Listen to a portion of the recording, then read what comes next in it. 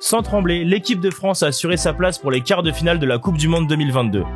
Les Bleus, champions du monde en titre, on le rappelle, ont dominé la Pologne avec une victoire 3-1. Olivier Giroud, buteur en première période, en a profité pour devenir le meilleur buteur de l'histoire de l'équipe de France, et Kylian Mbappé a encore une fois impressionné avec un doublé.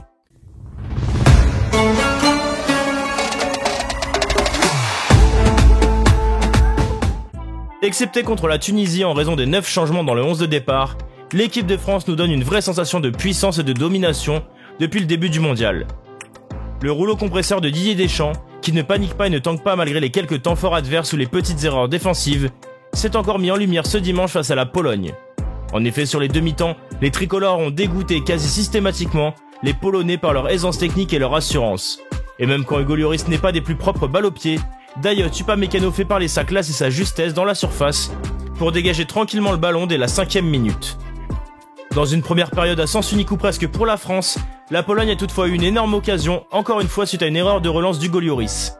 Piégé par le pressing adverse, le capitaine des Bleus, qui a égalé le record de sélection de Lilian Thuram, envoie le ballon directement en touche à la 37e minute. Résultat, les Blancs partent vite vers les cages grâce à Frankowski, qui adresse un centre dans la surface. Zielinski reprend, Lloris repousse, puis il retente sa chance une nouvelle fois. Cette fois, Théo Hernandez se sacrifie pour contrer sa tentative.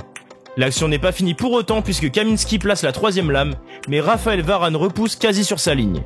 Mais face à l'équipe de France, mieux vaut convertir ses occasions, ou sinon la punition n'est pas très loin. Et malheureusement pour les Polonais, elle va arriver juste avant la mi-temps. Alors que Szczęsny a déjà dû s'employer face à Tchouaméni 25e puis Mbappé 35e, Olivier Giroud va finalement faire trembler les filets polonais à la 44e minute. Pas passé loin d'ouvrir le score à la 30e sur un tacle qui passe juste à côté des cages, le numéro 9 de l'équipe de France profite d'une superbe passe de Mbappé pour croiser pied gauche et tromper le portier adverse. Résultat, avec ce but, il dépasse Thierry Henry et devient le meilleur buteur de l'histoire des Bleus avec 52 réalisations. Au retour des vestiaires, la France continue de dominer très nettement les Blancs et Rouges. Les Polonais peinent à exister face à l'armada française et Kylian Mbappé commence à avoir de plus en plus d'espace. Plusieurs fois, Kamil Glik doit s'employer pour stopper son ancien coéquipier à Monaco, mais il ne va rien pouvoir faire à la 74e minute pour empêcher Kix d'éblouir encore une fois le monde de son talent. Sur un contre-éclair parti de la surface française suite à un ballon récupéré par Varane puis Griezmann, les Bleus partent à l'assaut des cages de Szczęsny. Ousmane Dembélé trouve Kylian Mbappé au second poteau, qui prend le temps de contrôler et d'ajuster le portier avec une frappe plat du pied droit au premier poteau.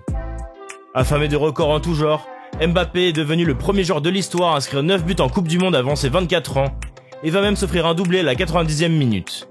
Servi par Thuram en retrait dans la surface, le numéro 10 des Bleus enroule et envoie un ballon dans la lucarne opposée. Szczęsny, qui avait annoncé avant le match qu'il savait comment stopper Mbappé, va chercher une 3e fois le ballon au fond des filets sur ce match. Au bout du temps additionnel, Robert Lewandowski va marquer sur un penalty tiré en 2 temps à la suite d'une main d'Upamecano. Qu'importe, les Bleus sont en quart de finale de la Coupe du Monde et défieront le vainqueur du match entre l'Angleterre et le Sénégal. Au niveau des tops de la rédaction, Kylian Mbappé est évidemment bien présent.